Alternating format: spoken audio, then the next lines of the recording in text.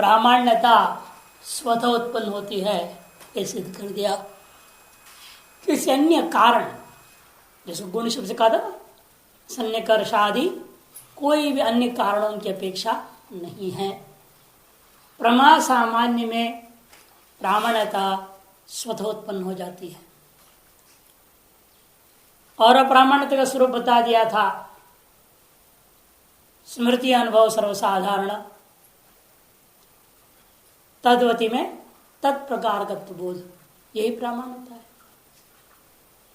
तादृश प्रामाण्यता स्वतः होगी क्योंकि उसकी उत्पत्ति में अन्य किसी साधनों की अपेक्षा नहीं है। विषयगत प्रत्यक्ष के लिए इंद्रियों की अपेक्षा है, ज्ञानगत प्रत्यक्ष केवल वृत्ति से होती है। और ज्ञानगत जब प्रत्यक्ष हो गया, उस प्रत्यक्ष और अनुमिति आदि ज्ञानों का भी जब प्रत्यक्ष हो जाता है, तारस जो सर्वसाधारण प्रमा है, उस प्रमा की प्रामाण्यता स्वतः ही होगी। अन्यथा अनावस्था दोष आदि आ जाएंगे ना। एक प्रमा के लिए साधन की अपेक्षा पड़ जाए, जिन साधनों से आपने प्रमा की प्रामाण्यता ग्रहण किया, उन साधनों में प्रामाण्यता कैसे आएगी? उसके लिए कोई और साधन लेनी पड़ेगी, किस तरह से अनावस्था दोष हो जाएगा। और दूसरा यह भी देखने को मिला तो बताया कि असल लिंग और असत परामर्श आदियों से द्वारा उत्पन्न प्रमा, जो वह भी प्रमा हो सकता है, अप्रमा होना कोई जरूरी नहीं जब तक उसका विषय बाधित नहीं होता। अतएव तादृश प्रमा साधारण के प्रति बताया गया था कि जो प्रामाण्यता है वह स्वतः ही होगी। उत्पत्ति और जायते च प्रामाण्यम स्वतः, जाना भी जाता है उसकी प्रामाण्यता को स्वतः ही। उसके लिए कोई और वृत्ति या दूसरी कोई वृत्ति या कोई साक्षी या किसी अन्य के उसको भाषित दोबारा करने की जरूरत है। प्रमा का जिस प्रकार से आपको साक्षी के द्वारा बोधित हुआ, यत काल में तत्काल में ही उसकी प्रामाण्यता की उस प्रमा में उत्पन्न है, और साथ साथ उसको जाना भी जाता है स्वतः ही। और वह स्वतस्व क्या है उसकी व्याख्या कर रहे हैं। स्वतोग्राह्यत्वंच दोषाभावे सति यावत् स्वाश्रय ग्राहक सामग्री ग्राह्यत्वम्, यावत् स्वाश्रय ग्राहक जो सामग्री के द्वारा ग्राह्यता का ही नाम स्वतः ग्राह्यता। कहा था ना पहले, ज्ञान सामान्य सामग्री प्रयोज्यम न तो अधिक गुणम अपनी अपेक्षित। उत्पत्ति के लिए सब बात कही गई शुरू में। दो ही प्रकार का बता, उत्पत्ति थे जायते च। और उत्पत्ति के तो प्रामाण्य सामान्य लक्षण क्या? स्मृति अनुभव साधारण, स्मृति अनुभव साधारण, संवाद प्रवृत्ति अनुकूलम, तद्वती तत्प्रकार ज्ञानत्व प्रामाण्यम, यह कहा गया था। और उसकी तारस प्रमाण उत्पत्ति को लेकर का वह ज्ञान सामान्य सामग्री से प्रयोज्य, मान ज्ञान सामान्य सामग्री से उत्पन्न हो जाता है। उसके अन्य गुण अर्थात अन्य कोई असाधारण कारण आदि साधनों की अपेक्षा नहीं है, क्योंकि प्रमा सामान्य के प्रति अनुगत एक कारण नहीं होता। तत्त प्रमा के लिए तत्त कारण विशेष का होने पर भी प्रमा सामान्य के प्रति एक अनुगत असाधारण कारण नहीं है। और उसमें भी उसको लेकर के फिर प्रत्यक्ष प्रमाद में गड़बड़ होगा, तब उसमें अत्याप्तियों को दूर किया। नहीं, प्रत्यक्ष प्रमाद में कोई दोष नहीं होता। वहां भी जिन जिन कारणों को अन्य लोग कहते हैं, वो कारणों में से एक भी कारण नहीं बन सकता है। भूयो अवयव संयोग वगैरह कारण मानते, सन्निकर्ष वगैरह को, लेकिन वह केवल प्रत्यक्ष विशेष के प्रति ही कारण हो सकता है, वह भी प्रत्यक्ष सामान्य के प्रति कारण नहीं हो सकता। इस रूप का प्रत्यक्ष है, वहां कोई सन्निकर्ष संयोग सन्निकर्ष कार्य होता नहीं। कल्पना करना पड़ा संयुक्त संवेद संयुक्त समवाय, और हम लोग को भी क्या कहना पड़ता है? संयुक्त तादात्म्य वेदांत मत में भी। और जहां पर भूय अवयव सन्निकर्ष का है, फिर वह भ्रांति हो जाता है, जिसे पित्त शंका में दोष दिया था।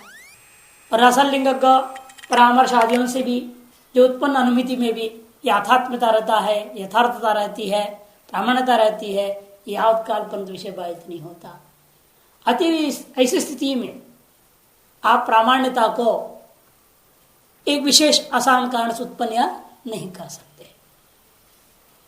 इसलिए ने कहा था ज्ञान सामान्य का सामग्री जो होगा उसी से ही ज्ञान में प्रामाण्यता उत्पन्न हो जाती है। उसमें इतना विशेषण जोड़ना पड़ा क्योंकि अप्रमा भी फिर प्रमा हो जाएगी। यावत काल पर्यंत बाधित नहीं है, तावत काल पर्यंत कम से कम मानना पड़ जाएगा प्रमा, कहते वो भी बात नहीं है। वहां दोषाभाव को भी विशेषण जोड़ दिया गया। दोषाभाव से विशिष्ट जो ज्ञान सामान्य सामग्री जन्यत्व है वही ज्ञानगत प्रामाण्यता है। और उसमें स्वतस्वाद का जो जाना जा रहा है, जो उसको जानने के लिए बनने की जरूरत नहीं, साधनों की जरूरत नहीं, जो कह दिया। क्यों? मेरा ज्ञान जो मुझे ज्ञान हुआ है वह ज्ञान प्रामाणिक है, यह मुझे किसी अन्य से जानने की जरूरत नहीं पड़ेगी। लेकिन समस्या होगी, आप जिस किसी भी अन्य से जानोगे वो जो साधन है या व्यक्ति है उसमें प्रामाण्यता कौन सिद्ध करेगा? वो भी एक दूसरे से पूछेगा क्या, मैं उसने ऐसे पूछा था, मैंने ये जवाब दिया है, वो जवाब ठीक है? फिर वो भी उस दूसरे को पूछेगा कि वो ऐसा बोल रहा था, मैंने वो जवाब को हाँ कर दो, ठीक है या नहीं है? फिर कौन प्रामाणिक रह जाएगा? ये तो परंपरा चलेगी, फिर अनावस्था दोष हो जाता है। इसलिए प्रामाणिकता को जाना भी जो जाता है वो स्वतः ही होगा। और कभी कभी अपरमा भी प्रामाण्यता भ्रांति से ग्रहण भी कर लिए हो तो कालांतर में जाकर विषय बाधित जब हो जाता है स्वयं ही उसका अप्रामाण्यता भी ग्रहण कर लोगे। लेकिन अप्रामाण्यता सदा ही परत ही होता है, स्वतः नहीं होता। स्वतः ही अप्रमा की प्रामाण्यता का अप्रामाण्यता का बोध हो जाए, अप्रमागत अप्रामाण्यता का बोध स्वतः होने लग जाए, व्यक्ति कभी भ्रांति में रहेगा ही नहीं, सब मुक्त हो जाएंगे मिनटों में। आपको अनादिकाल में एक भ्रांति हुई, मैं मनुष्य हूं, मैं ब्राह्मण हूं, मेरे नाम है, अनादिकाल परंपरा से हुई ना।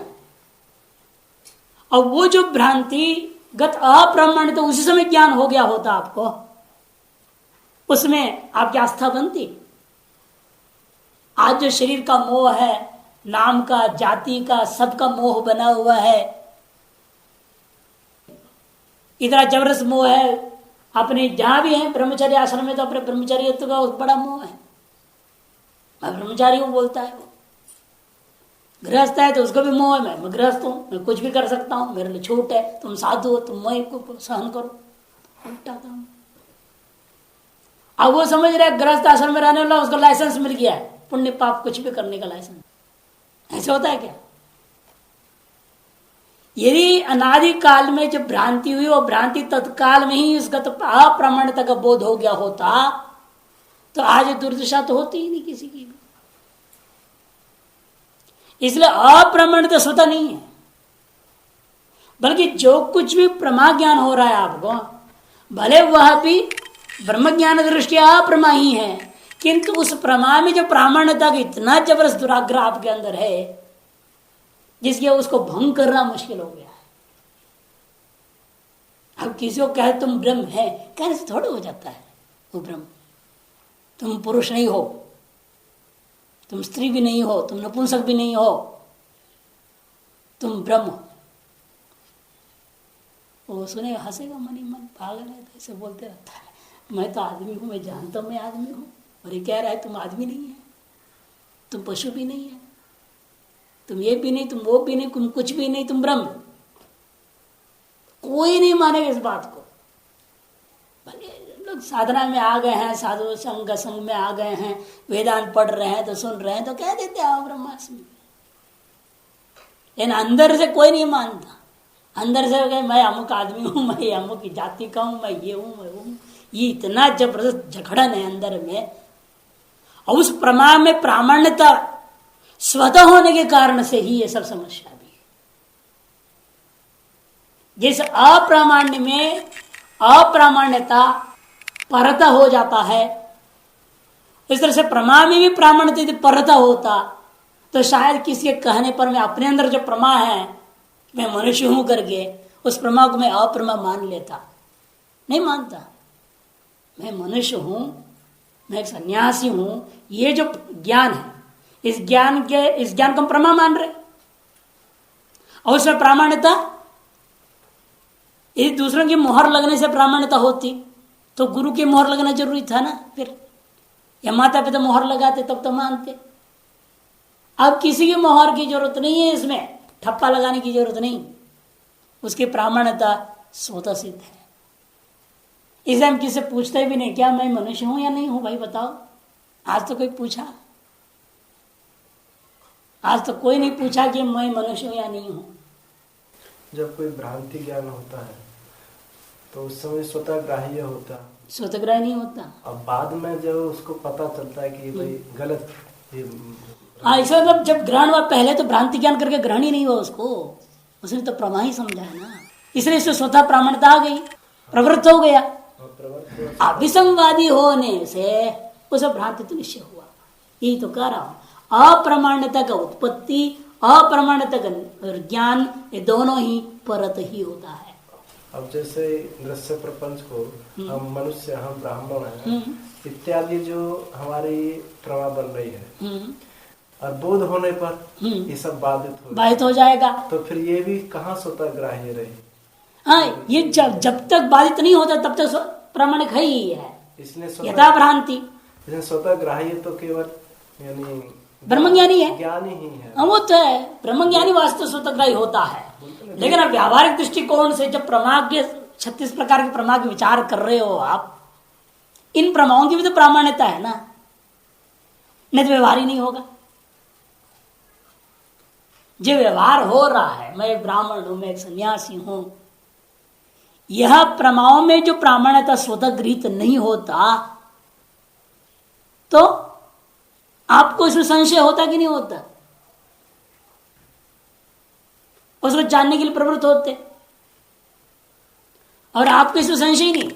जैसे रजत देखा, रजत को देखने के बाद इच्छा जगी, मैं इसको ग्रहण करूं, और प्रवृत्त हुए, विसंवादी हुई तो निश्चय हो गया।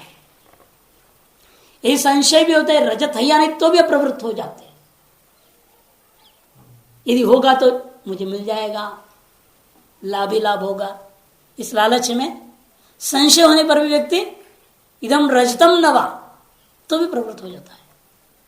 लेकिन हमें तो ना संशय ही नहीं है, हम मनुष्य नवा। इसीलिए इसकी यथार्थ स्वरूप जानने के लिए कोई प्रवृत्त होता है? कोई नहीं होता। इसलिए कहा जाता है कि भले हम लोग सत्संग वगैरह में आ गए, अनेक जो पुण्य है जो भी है, इसके बाद वेदांत में आने के बाद ये बात समझ में आती है, अयम मनुष्य भी भ्रांति है, अहम ब्रह्मास्मि यथार्थ है, भले अनुभव में हो या न हो। उस दृष्टिकोण में कहेंगे अहम मनुष्य, यह भी भ्रांति, शास्त्र दृष्टिया भ्रांति, अनुभव दृष्टिया भी नहीं, शास्त्र दृष्टिया भ्रांति होने से उसमें अप्रमाणता आ रही है। अप्रमाणता कहां से गृहीत हुआ?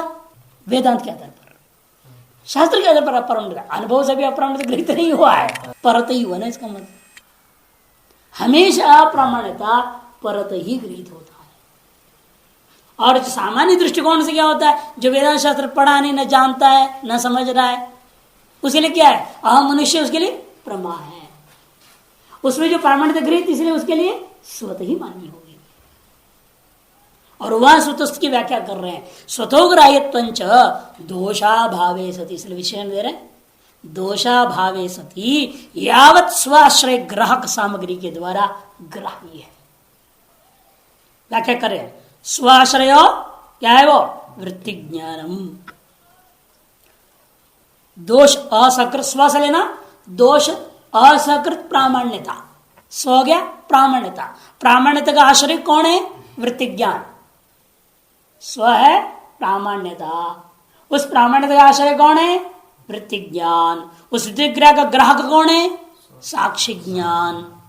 तेनापि वृत्ति ज्ञान गृह्यमाणे, माने साक्षी ज्ञान के द्वारा वृत्ति ज्ञान का ग्रहण किए जाने पर तद्गत प्रामाण्यमपि गृह्यते, उस वृत्ति ज्ञान में विद्यमान प्रामाण्यता भी साक्षी ज्ञान के द्वारा ही गृहित हो जाता है। उसे लोग और की अपेक्षा, अलग साधन की अपेक्षा नहीं। जो साक्षी ज्ञान वृत्ति ज्ञान के साक्षात्कार कर दे रहा है, उन्हें प्रकाशित कर दे रहा है, वही साक्षी ज्ञान उस वृत्ति ज्ञान में विद्यमान प्रामाण्यता को भी प्रकाशित कर देता है। इसी का नाम स्वतस्त्व है। स्व हो गया प्रामाण्यता, उसका आश्रय हो गया वृत्ति ज्ञान। प्रामाण्य में क्या प्रमाओं में रहने वाला धर्म का नाम प्रामाण्यता। तद्वती, देखिए तद्वती तत्प्रकारक ज्ञान का नाम प्रमा, और तद्वती में तत्प्रकारकत्व जो रह रहा है वो, जैसा मनुष्य और मनुष्यत्व में अंतर क्या, मनुष्य और मनुष्यत्व में अंतर क्या, मनुष्य हो गया व्यक्ति, मनुष्यत्व हो गया उस विद्यमान एक धर्म विशेष। उसी प्रकार प्रमा व्यक्ति हो गया, उस रहने वाले धर्म विशेष का नाम प्रमात्व या प्रामाण्यता। तद्गत धर्म को बताने के लिए ही शेय प्रत्यय होता है, क्योंकि भाव का अर्थ क्या है, धर्म। व्याकरण में तस्य भावस्त्वतलौ सूत्र का अधिकार है। तस्य भावस्त्वतलौ, मनुष्यत्व, गोत्व, ऐसा त्व हुआ, स्त्रीत्वम त्व हुआ, जड़ता तल प्रत्यय हुआ। जड़ वस्तु में रहने वाले धर्म का नाम जड़ता, जाड्यता भी बन जाता है। शेय भी करके बाद में तल प्रत्यय कर सकते हैं। तो शेय भी आता है इसी तरह से गुणवचन ब्राह्मणेभ्यो शेय, गुणवाचक शब्दों से हमेशा शेय प्रत्यय हो जाता है। गण गिना दिया उसने, एक गण भी है, गण में सारे शब्दों को शेय कर देते हैं। इधर प्रमाण का वेद, प्रमाणस्य भाव प्रामाण्यम, शेय हो गया, सिर्फ वृद्धि होगी ना, प्रमाण शब्द था, शेय है, शेय का यह बचा, यहां से आदि वृद्धि हो गई, प्रामाण्य शब्द बना। मैंने भाव को कहते, प्रमाण विद्यमान जो भाव, भाव का मतलब क्या, वो भाव का लक्षण भी अर्थ कर दिया, हमारी भावना, आपकी भाव कैसी है, वो भाव से मतलब नहीं ना, वहां भाव का अर्थ करते हैं प्रकृति जन्य बोधे प्रकारी भूतो धर्म भाव। जिस प्रकृति से आप प्रत्यय ला रहे हो, प्रकृति जैसे प्रमाण शब्द है, ये प्रकृति कहा जाता है व्याकरण में, प्रकृति और प्रत्यय, रामधन सु, राम प्रकृति सुप्रत्यय। इसे प्रमाण क्या है, प्रकृति, शेय क्या है, प्रत्यय। तो प्रकृति जन्य बोध है, प्रकृति है प्रमाण, इससे जन्य जो ज्ञान बोध, उस बोध में जो प्रकारीभूत धर्म रूपेण भाषित होता है, उस धर्म को समझाने के लिए त्व तल शेय वगैरह प्रत्यय को किया जाता है। अर्थात प्रमाण में रहने वाला एक विलक्षण धर्म, जिसकी वजह से उस प्रमाण का मुझे ज्ञान सम्यक हो जाता है। आपको घट का ज्ञान सम्यक हुआ, क्यों, आपने उसमें घटत्व ग्रहण किया। यदि घटत्व नहीं ग्रहण किए होते तो घट का ज्ञान सम्यक नहीं होता। इसे घट शब्द से जो त्व प्रति क्यों लाया गया, उस घट में रहने वाला धर्म को बोध कराने के लिए। और उस धर्म को कोई जाति कह देता है, कोई कुछ कहता है, अपना अपना लक्षण करते रहो, बात अलग चीज है। इस तरह से प्रमाण में रहने वाला एक विशेष धर्म अपना धर्म है, उसका नाम प्रामाण्यता अथवा संक्षेप में प्रमात्वम भी कह सकते हैं। तो प्रत्येक कर सकते हैं प्रमात्वम प्रामाण्यम। इसे प्रमाण शब्द का क्या कहते पहले मैंने, ज्ञानम। यहां जो प्रमाणानाम आया था ना, पूरे 6 परमाणुओं से उत्पन्न जो प्रमाणों का अंदर विद्यमान जो प्रामाण्यता, यह जो वाक्य थी, एवं उक्तानाम प्रमाणानाम प्रामाण्यम स्वतएव उत्पद्यते जायते च। अप्रमाणानाम कर क्या कहते मैंने, प्रमाण रूपाणाम, 6 प्रमाणों से उत्पन्न जो 6 प्रमाएं हैं उनको भी प्रमाण कह दिया। यह व्युत्पत्ति कर्मणि करना, प्रमीयते असौ इति प्रमाणम माने प्रमाण। प्रमीयते अनेन इति प्रमाणम कह दूंगा तो साधन व्युत्पत्ति हो गया, तब वो हो गया कौन से, प्रत्यक्ष प्रमाण इंद्रिया, अनुमिति प्रमाण, व्याप्ति ज्ञान, सादृश्य ज्ञान वगैरह वगैरह, वो प्रमाण शब्द वाच्य हो जाता। और साधन व्युत्पत्ति करना अनेन, पता ही नहीं क्या, थोड़ा बताए। तुम शुद्धि व्याकरण पढ़े हो, असौ का रूप क्या बनता है, अध शब्द की प्रथमा का एक वचन। अच्छा, कर्म में जब कर्मणि लकार में प्रयोग करता हूं तो कर्म को क्या हो जाता है, प्रथमा। जैसे देवदत्ता ग्रामम गच्छति, देवता प्रथमा अंत है, ग्रामम द्वितीय है, और गच्छति कर्तरी में लकार आया, कर्तरी में लकार आया। अब कर्मणि में कर दो गच्छति को, कर्मणि में क्या हो जाएगा? वो गम्यते, तब ग्रामम रहेगा। वो क्या हो जाता है? वो क्या होगा? ग्रामम, ग्रामः। और अनुक्ति कर्तरी तृतीया, देवदत्तेन ग्रामः गम्यते, ऐसा हो जाए वाक्य। तब ग्रामः गम्यते हुआ कि नहीं? कर्तव्य में क्या हुआ? प्रथमा। कब? जब लकार कर्मणि आया। इस तरह से प्रमीयते कर्मणि लकार, प्रमीयते असौ बोल दिया। मैंने किस लकार में आया? ये कर्मणि में। असौ बुद्धि वस्तु कौन हुआ फिर? कर्म। कर्म ने फल, फल क्या है यहाँ? ज्ञान। से प्रमीयते असौ इति प्रमाणम, ऐसे विग्रह क्या करूंगा मैं? जब कर्मणि लकार मान करके, और प्रमीयते अनेन कर दो तो कर्ण व्युत्पत्ति हो ना, साधन व्युत्पत्ति हो गया। अब फल को नहीं बता रहा हूं, फल का साधन को बता रहा हूं। जायते असौ, न्यायते अनेन, दोनों में ज्ञान शब्द बनता है। प्रत्यक्ष में भी ऐसे ही है। प्रमाण के लिए भी हम प्रत्यक्ष प्रयोग कर रहा हूं, प्रमा के लिए भी प्रत्यक्ष प्रयोग करता हूं। बस व्युत्पत्ति में अंतर करना है, कर्मणि व्युत्पत्ति और कर्ण व्युत्पत्ति। कर्ण हो गया तो साधन परक, कर्म हो गया तो फल परक। से प्रमाण शब्दों पर प्रयोग हो जाता है विग्रह वाक्य के आधार पर।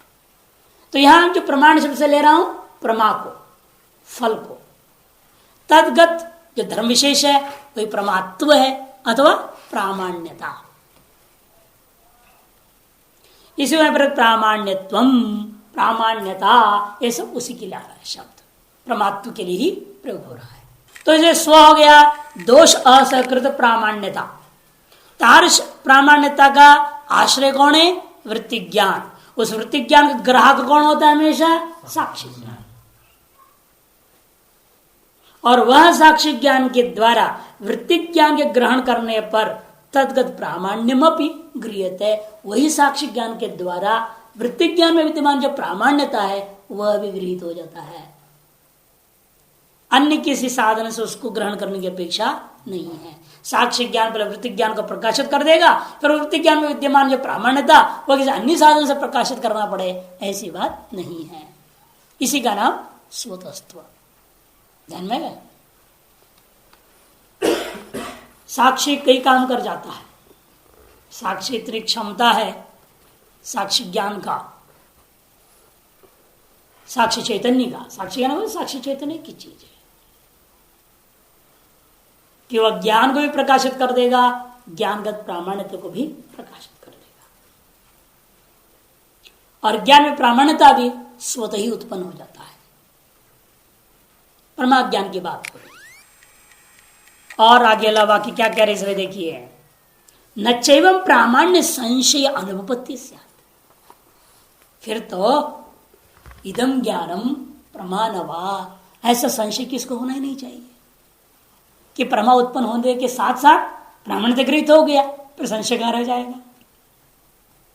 ये मैं अभी बोल रहा था ना कि हम लोगों को सबको क्या और क्या संशय ही नहीं हो रहा है कि प्रामाण्यता स्वतः इस तरह से गृहीत हो चुकी है कि अब उसमें संशय होने का गुंजाइश ही नहीं रह गया। हम इसलिए किसी जाके पूछते ही नहीं मैं मनुष्य हूं या नहीं हूं। लोग तो कह रहे हैं भाई तुम ब्रह्म हो, इसे मेरे को संशय हो गया कि मैं मनुष्य हूं या ब्रह्म हूं। ऐसा आज तक किसी वेदांती ने भी जाके नहीं पूछा। कौन पूछता? कोई नहीं पूछता। ये तो रमन महर्षि ने कहा पूछो, अपना प्रश्न डालो, मैं कौन हूं। अरे कोई नहीं पूछता।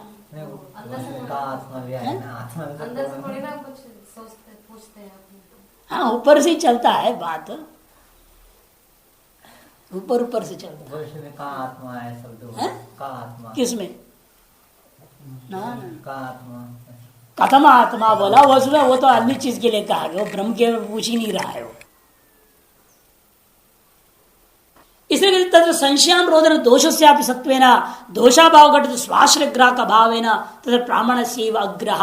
तब सिद्धांति कहता है हमने पहले ही कह दिया, प्रामाण्य का विशेषण क्या दिया था?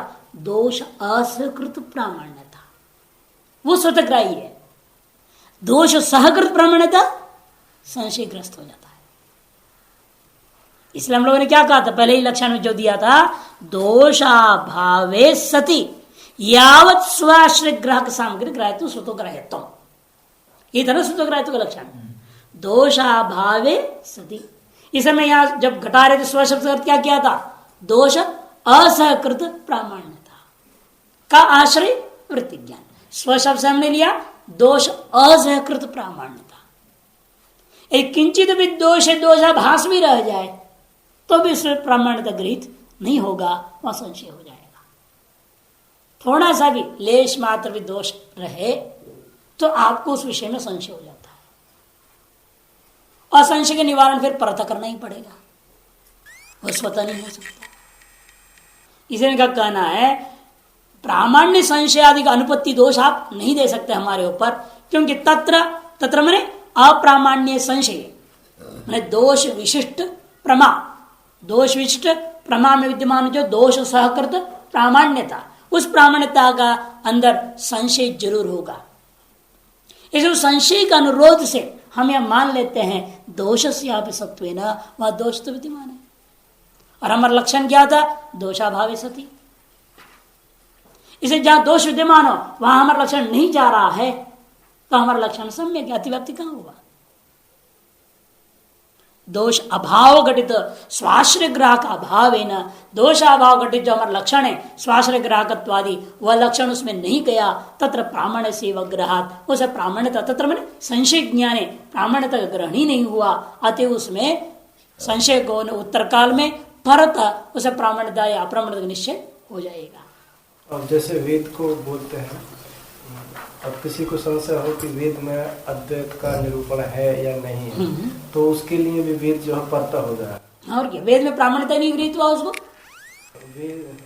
वेदार्थ जो उसने श्रवण किया गुरुमुख आदियों से परंपरा से, उसमें प्रामाण्यता गृहीत नहीं हुआ, आज संशय होगा, उसके लिए परत प्रमाण है, परत प्रमाण होगा। फिर वो अपने किसी और से जाएगा ना, व्याकरण वगैरह किसी के अधीन जाएगा, अपने तर्क बुद्धि को इस्तेमाल करेगा, किसी और आदमी के पास जाएगा, उससे उसका अर्थ पूछ के निर्णय लेगा। अब ऐसा क्या बोलते हैं, वेद स्वतः प्रमाण नहीं है। स्वतः प्रमाण हम लोगों के लिए जो गुरु परंपरा से गुरु बोधित अर्थ को स्वीकार करने वाले लोग हैं, उन लोगों के लिए स्वतः प्रामाणिक है। आचार्य शंकर जी जो भाष्य लिख दिए हैं उपनिषद का अर्थ, उसमें हमें यदि संशय हो जाए फिर हमारे लिए भी वेद अप्रामाणिक हो गया, स्वतः प्रमाणित कहां रह गया। लेकिन हमें उसमें लेश मात्र भी संशय नहीं है। फिर आप कह सकते हैं महाराज व्यास जी का छेड़ा जैमिनी में संशय कैसे हो गया, तब कहता ऐसा नहीं है। व्यास जी ने जो पढ़ाया है जैमिनी को, उसे जैमिनी को व्यास के पढ़ाई हुए वेदार्थ में कोई संशय नहीं है।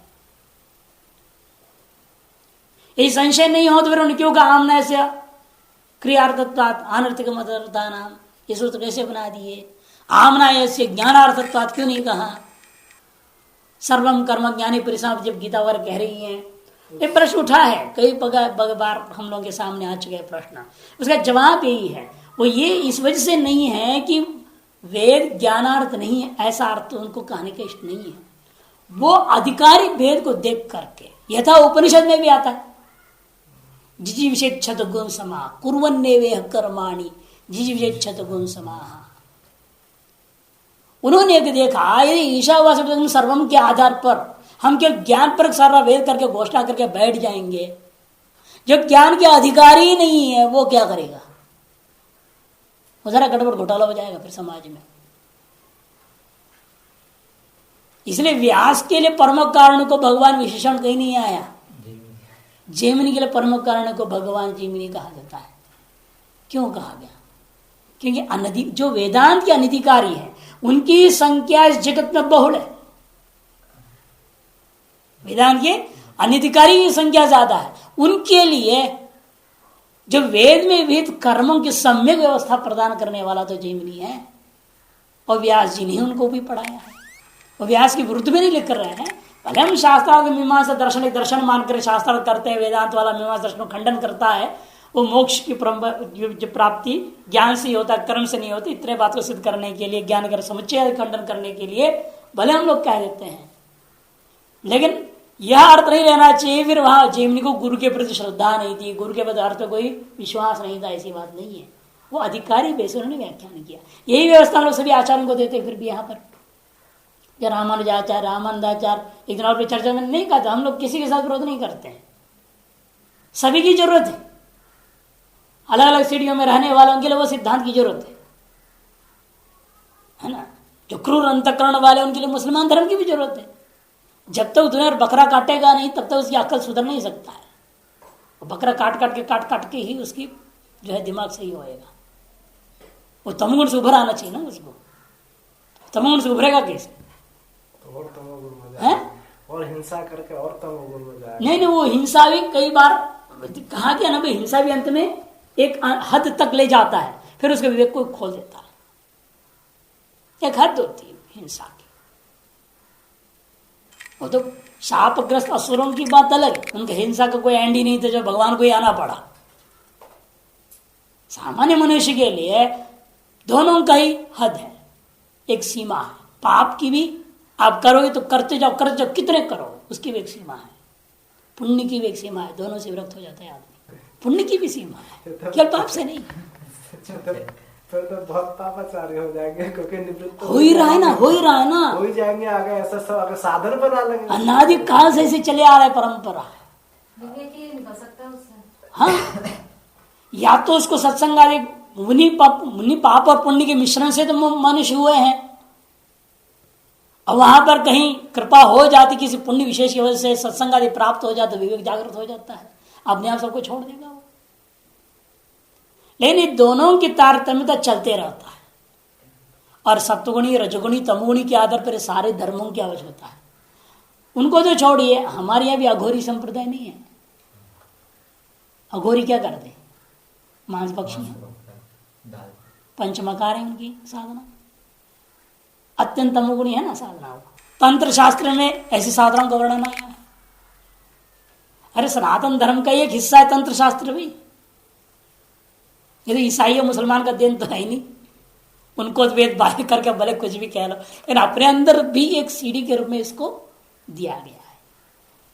चारवाक दर्शन में हमारे आस्तिकों में से एक दर्शन है, खाओ पियो मौज को ऋणं कृतो अघृतम विवेद भस्मीभूत देह से पुनरागमनम कुतः, ऐसे सब बोले हैं। वो भी हमारी एक सीढ़ी मान लिया हमने। चलो भाई ऐसे कर लो, खाओ पियो भोगो। कितना भोगेगा वो? रखो 10 औरत बोला उसको, कितना करेगा? कहीं वैराग्य ही जाएगा उसको भी, फिर औरत को देखना नहीं चाहेगा। कितना करेगा? शरीर की भी एक सीमा है। अब कई बार एक तीसरे बोला, इसका मतलब ऐसा भी हो सकता है हर आदमी को 8-10 पत्नी होनी रखनी चाहिए ताकि जल्दी वैराग्य हो जाए आदमी को। अब एक पत्नी का चक्र वैराग्य होता ही नहीं है, घूमते रहते ना एक ही के चक्कर में। अब 2-4 होते तो शायद जल्दी वैराग्य हो जाता है। तर्क देने वाले देते हैं ना, अपना अपना तर्क है लोगों का। इसलिए यहाँ संशय ज्ञान में, संशय ज्ञान के प्रामाणिकता तो हो ही नहीं सकता, क्योंकि वो दोष सहकृत है, दोष असहकृत नहीं है। ये दोषाभाव घटित स्वाश्रयग्राह का भाव है ना, तत्र मैंने संशय ज्ञान है। प्रामाण्य से ग्रात, प्रामाण्यता गृहित ही नहीं हुआ, अतः अप्रामाण्य ज्ञान ही है। इसे न्यायिक लोग भी क्या किया? संशय को अयथार्थों में गिनाया। संशय विपर्य तर्क भेदात, अयथार्थानुभव त्रिविध संशय विपर्य तर्क भेदात, यही है ना। यद्वा अत्व कहते एक और दूसरा ही रास्ते चलो, यावत स्वाश्रय ग्राह्यत्व योग्यत्व स्वतस्त्व, दोषावधि विशेषण को हटा ही दो। कहने फिर दोषाभाव है, ये निर्णय कौन करेगा? ऊपर तक ग्राह्य हो जाएगा ना। फिर दोषाभाव रहित प्रामाण्यता गृहीत हुई है, दोष सहकृत प्रामाण्यता गृहीत हुई है, निर्णय कैसे होगा? दोष सत्व और असत्व परते ग्राह्य हो जाए तो प्रामाण्यता का स्वतस्त्र लक्षण भंग हो जाएगा। इसे कहते दोष व विशेषण को हटा दो, दूसरे ढंग से लक्षण बनाओ, योग्य तो घटित लक्षण बना देंगे। क्या लक्षण किया? यावत स्वाश्रय ग्राह्यत्व योग्यत्व स्वतस्त्वम, ये प्रामाण्य का लक्षण मान लो, इसमें कोई दोष नहीं आएगा। स्व से वही है प्रामाण्यता, का आश्रय वृत्ति ज्ञान, उसका ग्राहक हो गया साक्षी ज्ञान, तद्वारा ग्राह्य जो योग्य है प्रामाण्यता के योग्य में ही वह ग्रहण करेगा, सकल प्रमाओं में ग्रहण नहीं करेगा। वो योग्यता सकल प्रमाओं में नहीं है।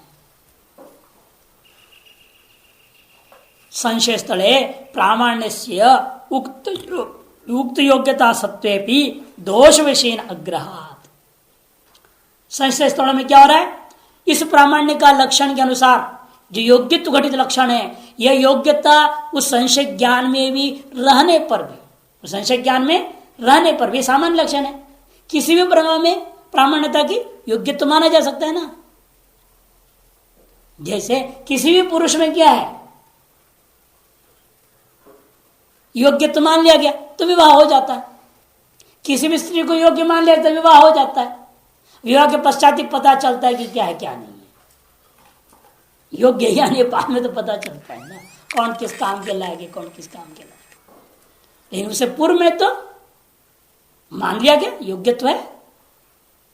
इस संशय ज्ञान में भी जब प्रथम दृष्टिया जब हम देखते संशय ज्ञान में क्या लगता है, प्रामाण्यता है, योग्यता का लक्षण उसके अंदर भी है, योग्यत्व है, प्रामाणिक होने योग्य है वो। लेकिन फिर भी दोष विषय न अग्रहा, लेकिन दोष की वजह से वह प्रामाण्यता गृहित नहीं हो पाता। दोष स्वयं ही रोक देता है आपको प्रामाण्यता का रोक, प्रामाण्यता उत्पन्न होने में। नहीं तो संसार में संशय ज्ञान किसको होता ही नहीं। संशय ज्ञान हो रहा है, इसका मतलब क्या है, व्यक्ति को उसे प्रामाण्यता यथा अन्य ज्ञानों में अयंगठ ज्ञान में संशय क्यों नहीं हुआ आपको?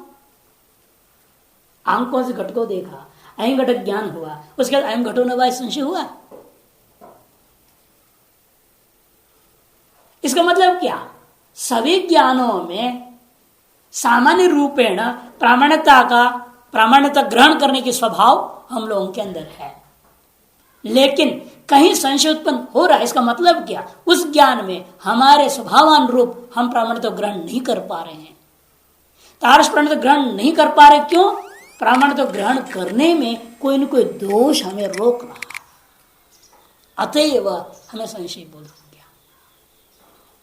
इस स्वयं दोष वशे न अग्रहात न संशय अनुपत्ति, संशय अनुपत्ति दोष नहीं होगा, संशय ज्ञान तो संसार में होता ही है।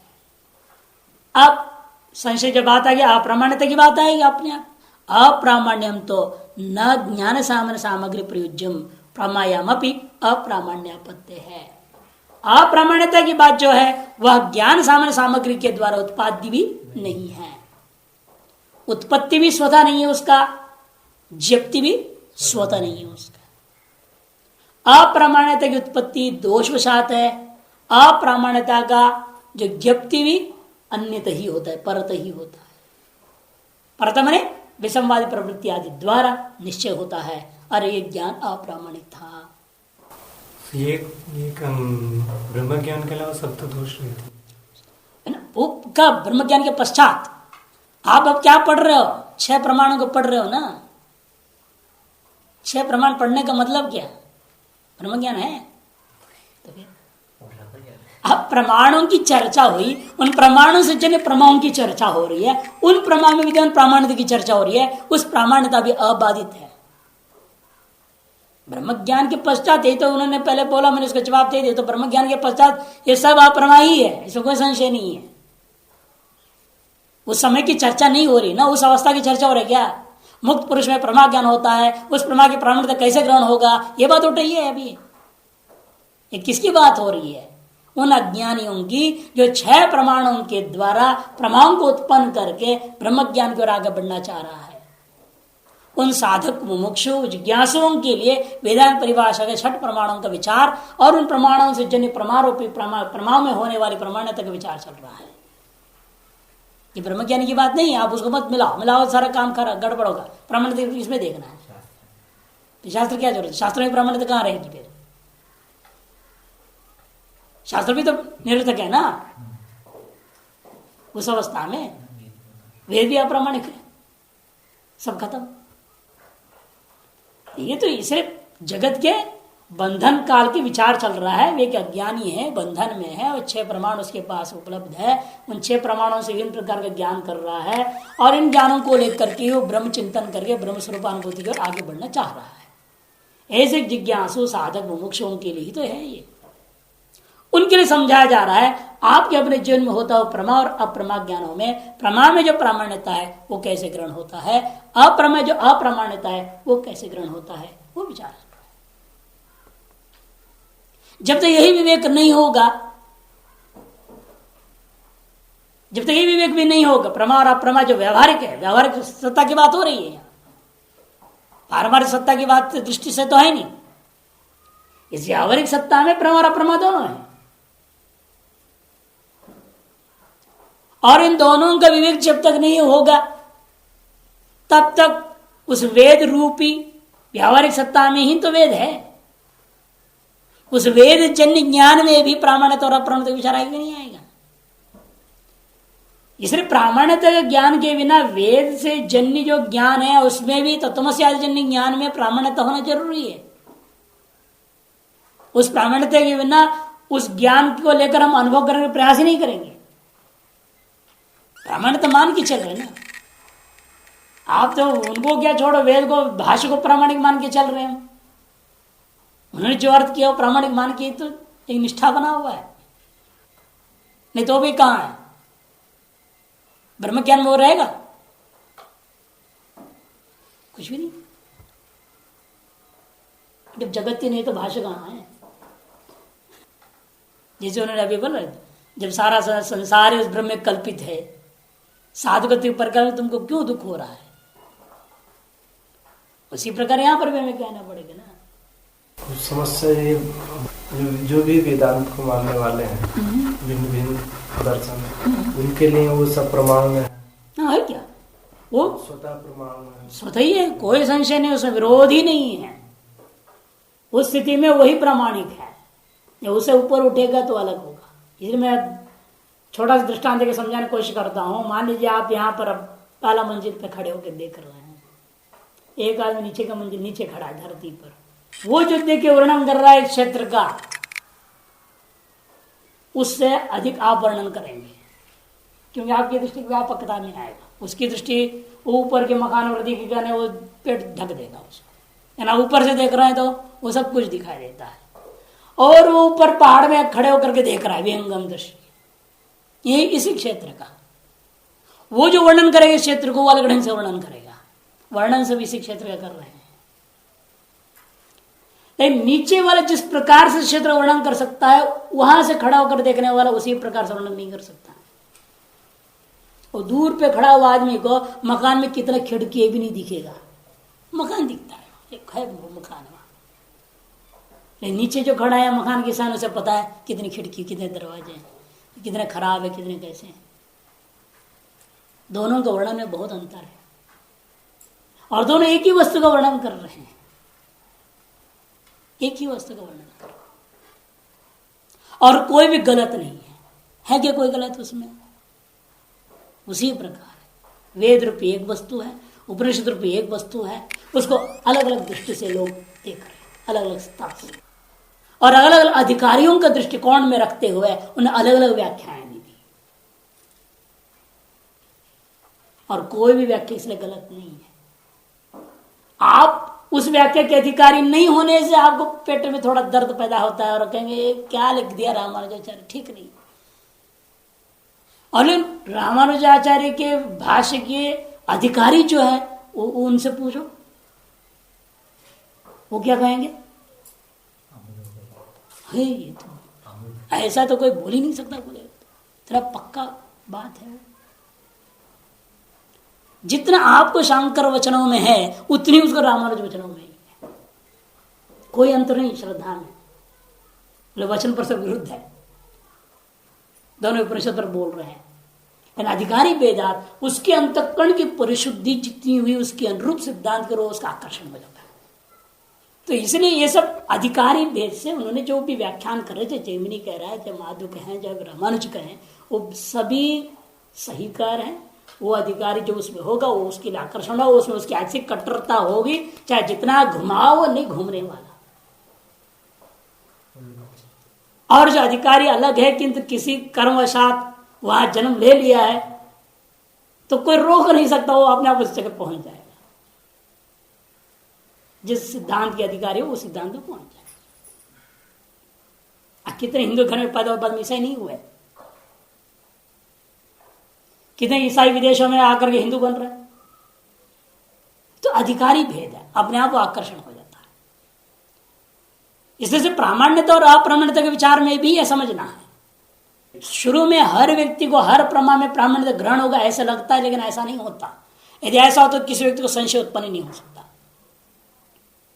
इन कई ज्ञान जब होता है शुरू में, कोई न कोई दोष उसमें ऐसा होता है जो आपको रोकता है। चाहे उसमें दोष है चाहे अपने में दोष है, कहीं ना कहीं दोष है जो आपको प्रमा में प्रामाण्यता गृहीत होने से रोक देता है और प्रमा को संशय में परिणत कर देता है। और कहेंगे पर्वतो वलिमान नवा,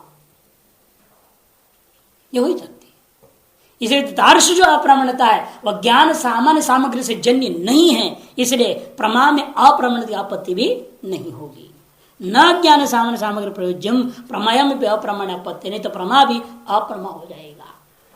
किंतु दोष प्रयोज्यम, इसलिए अप्रामाण्यता कैसा है, दोष से उत्पन्न होता है। ना भी अप्रामाण्यम यावत् स्वाश्रय ग्राहक ग्राही प्रामाण्य घटक तद अभावत्वादे वृत्ति ज्ञान अनुपनीतत्वेन साक्षण ग्रहीतुम अशक्यत्वात्। नापि अप्रामाण्यम यावत् स्वाश्रय ग्राहक ग्राह्यम, और अप्रामाण्यता स्वतः ज्ञापी भी नहीं होता। उत्पत्ति भी स्वतः नहीं, ज्ञप्ति भी उसकी स्वतः नहीं है। अप्रामाण्यम यावत् स्व मने प्रामाण्यता, उसका आश्रय वृत्ति ज्ञान, उसका ग्राहक साक्षी ज्ञान, तत्ग्राह्य न। यावत् स्वाश्रय ग्राहक ग्राह्य तुम कहते स्वतस्व, अप्रामाण्यम न स्वतस्व। क्यों? अप्रामाण्य घटक क्या है वह? तद अभावत्वादे है। अप्रामाण्य घटक कौन है? तद अभावत। तदवती में तद प्रकारकत्व नहीं है, तद अभाववती में तद प्रकारकत्व होता है। यह अप्रामाण्यता का है। प्रामाण्यता में क्या कहा था? स्मृत्यनुभव साधारणम,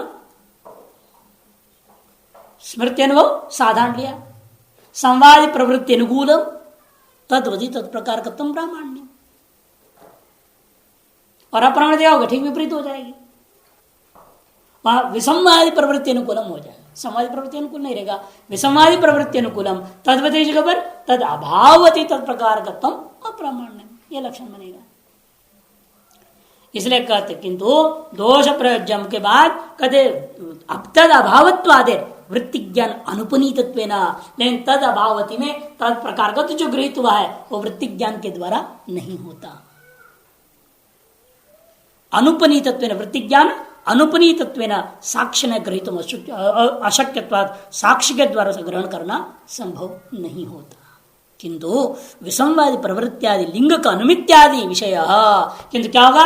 विसंवादी प्रवृत्त्यादि लिंग अनुमिति के द्वारा, आदि अनुमित्यादि के द्वारा या पर आप पुरुष के कथन के द्वारा हम निश्चय कर लेते हैं मेरा यह ज्ञान अप्रामाणिक है। ये शुरू से विरक्त होकर के भी आता है आदमी, तो भी उसके अंदर विरक्ति का भी अहंकार वगैरह रहता है। तो गुरु के संश्रय में रह करके गुरु के वचनों के द्वारा क्या होता है? उसके अनेकों प्रकार की जो भ्रांतियां हैं सब दूर होते जाते हैं। इसलिए कहते हैं ये विसंवादी आदि प्रवृत्ति आदि लिंग का अनुमित्यादि का विषय होकर के ही अप्रामाण्यता का निश्चय होता है। यदि परत एव अप्रामाण्य उत्पद्यते ज्ञायते च, इस तरह से जो अप्रामाण्यता है परत ही उत्पन्न होता है, परत ही ज्ञात भी होता है। और प्रामाण्यता उत्पन्न भी स्वतः होता है, ज्ञात भी स्वतः होता है। ये अंतर समझना चाहिए। इस प्रकार से 6 प्रमाणों का विचार पूरा हो जाता है। तत्व जन्य प्रमा और प्रमाओं में विद्यमान प्रामाण्यता का निर्णय हो गया। अब यहां पर थोड़ा जो अनुपलब्धि प्रमाण और उसके प्रमा के विषय में हमने कहा था, कहां तक इसकी आवश्यकता है इस प्रमाण की, इसमें क्या वास्तव में सहमति है आचार्य शंकराचार्य का अनुपलब्धि प्रमाण को लेकर के? ऐसा कोई शब्द आया है जिसके अगर आप निर्णय ले सकें कि अनुपलब्धि प्रमाण को आचार्य शंकर मानते हैं? इस पर विचार हमने कहा था, अंत में बोलूंगा, अब देखिए उस पर विचार करता हूं। विद्यमान वस्तु का सम्यक ज्ञान जिससे हो उसे प्रमाण कहते हैं। सामान्य रूप में समझते जाए। प्रमाण किसको कहेंगे? अनुपलब्धि प्रमाण की जरूरत है या नहीं वेदांत के लिए, यह समझने के लिए पहले प्रमाण की जरूरत है या नहीं सोचो। प्रमाण किसे कहते हैं? जो विद्यमान वस्तु है उसका सम्यक ज्ञान जिस साधन से हो, उस साधन का नाम प्रमाण है। तादृश प्रमाण द्वारा जब किसी वस्तु का ज्ञान नहीं हो पाता है, विद्यमान है, वस्तु है, उसका सम्यक ज्ञान लेकिन प्रमाणों से बोध नहीं हो पा रहा है। किसी वस्तु का ज्ञान तार्श प्रमाण द्वारा नहीं हो पाया। जैसे देवदत्त विद्यमान है, वस्तु तो विद्यमान है, पीनत उसके अंदर पीनो देवदत्त विद्यमान वस्तु तो है, लेकिन उस विद्यमान वस्तु को जो प्रमाण हमें उपलब्ध है चक्षुरादि के द्वारा, सामान्य प्रमाणों से, हम उसकी पीनत्व का निश्चय सम्यक नहीं कर पा रहे हैं। ऐसे में क्या किया आपने? अर्थापत्ति प्रमाण को लिया। अनुमान आदि सारी चीजें ऐसे ही है, समझो। जैसे पर्वत दिखाई दिया, धुआं दिखाई दे रहा है, अब वहां पर हमें सम्यक निर्णय नहीं हो सकता है, वन्नी है बिना अनुमिति का। वहां विद्यमान है वन्नी, लेकिन उस विद्यमान वस्तु को हम प्रत्यक्ष नहीं कर पा रहे हैं, तब अनुमान की अपेक्षा हुई। इसी प्रकार विद्यमान वस्तु में एक पिंड सामने दिखाई दिया और उस पिंड में अपनी गाय की सादृश्यता ग्रहण करना है, या यह पिंड मेरे गाय का सदृश है, या मेरी गाय के सदृश यह पिंड है, यह बिना उपमिति का अंकों से हो नहीं सकता, क्योंकि गौ और नील गाय दोनों साथ में खड़े नहीं है। गाय तो गांव में घर पे, इधर जंगल में नील गाय दिख रहा है। सादृश्यता ग्रहण करने के लिए बीच में अब गौगत सामान्य धर्म भूयो धर्म का बुद्धि में उपस्थिति, सादृश्य ज्ञान रूप अतिदेश वाक्य ज्ञान, जैसे वो लोग कहते हैं अतिदेश वाक्य नहीं है, तो इसी को सादृश्य ज्ञान रूप करण के द्वारा ही हम उस विद्यमान वस्तु में सादृश्यता को हम ग्रहण करते कि नहीं करते। इस विद्यमान वस्तुओं में ही सकल प्रमाणों की प्रवृत्ति हो रही है, और विद्यमान वस्तु का सम्यक ज्ञान चक्षुरादि से प्रत्यक्ष से होता है, और जहां चक्षुरादि के विद्यमान वस्तु सम्यक ज्ञान नहीं होता है, वहां अनुमिति उपमिति शाब्द अर्थापत्ति की प्रवृत्ति होती है। और वही अर्थापत्ति विद्यमान वस्तु का अभाव की भी कल्पना कर सकता है। यदि विद्यमान यहां होता तो हम ग्रहण कर लेते। यदि यार दिन में भोजन नहीं करता है तो वो मोटा कैसे हो सकता है? विपरीत हो सकता है ना। आते हो रात्रि भोजन के ऊपर परिकल्पना कर ले रहे हो। इसी पर अर्थापत्ति प्रमाण यह भी कह सकता है, यदि यहां भूतल में घट होता तो मुझे जरूर उपलब्ध होता। यह तो उपलब्ध नहीं होता, इसका मतलब कि यह घट, यह भूतल घटा भाव वाला है। यथा उस रात देवदत्त में क्या आपने देखा? यह देवदत्त कैसा है? रात्रि भोजन वाला है। तो अर्थापत्ति प्रमाण के द्वारा, अनुमान प्रमाण के द्वारा जब कोई भी प्रमाण प्रवृत्त होने के बाद विद्यमान वस्तु को यदि विद्यमान होता तो ग्रहण करते, विद्यमान नहीं है इसलिए कोई भी प्रमाण ग्रहण नहीं कर सका, तब नास्तीय व्यवहार हो जाता है। वृत्ति ज्ञान जब अपने प्रमाणों के द्वारा प्रवृत्त हुआ, विद्यमान वस्तु को ग्रहण करने के लिए मान के कि वस्तु विद्यमान है, यह मान के चला कि वहां पर हमको घट मिलेगा, वहां गए, उस भूतल में हमको घट पकड़ने की कोशिश किया वृत्ति ने। जब वृत्ति ज्ञान ने जो है प्रयास किया भूतल पर घट को पकड़ने, ग्रहण करने, नहीं ग्रहण कर पाया, तो नास्तीय व्यवहार वृत्ति बोध करा देता है साक्षी की सहायता से। तादृश नास्तीय व्यवहार होता है जो, क्या उस नास्तित्व को एक प्रमेय मान लिया जाएगा? नास्ति शब्द वाच्य भूता जो अभाव, क्या कोई प्रमेय वस्तु है? और प्रमेय वस्तु मानकर उसका ज्ञान के लिए आप एक प्रमा मान रहे हो, उसका भी ज्ञान होता है। प्रमेय का ही तो प्रमा होगा। नास्ति शब्द बोध्यभूता अभाव रूप को आपने एक प्रमेय रूपा वस्तु माना, और प्रमेय रूपा वस्तु मान करके उस वस्तु को ग्रहण करने के लिए आपने प्रमाण माना और उस प्रमाण से जन्य प्रमा स्वीकार किया। यही तो प्रक्रिया हुई। अब ये विचार होता है कि भाई क्योंकि आप कहें प्रमाणाधीन विषय है, विषयाधीन प्रमाण नहीं है, इस न्याय के आधार पर अभाव को प्रमेय मान करके उसके लिए प्रमा और प्रमा के लिए प्रमाण मानना एक गलत प्रक्रिया हो गई। वस्तु है इसीलिए प्रमाण है क्या, या प्रमाण से गृहीत होने से वस्तु है कहते हो? अपने सिद्धांत क्या है? मानाधीना में सिद्धि मान सिद्धिश्च लक्षण। मान के अधीन में की सिद्धि जब सिद्धांत स्वीकार कर लेते हो, मैं अधीन मान सिद्धि आप स्वीकार आप कर रहे हो, जो नास्ति के आधार पर एक मैं मान लिया अभाव, उसके आधार पर एक अनुपलब्धि प्रमाण नाम का प्रमाण स्वीकार करना सिद्धांत विरुद्ध वाक्य नहीं हुआ।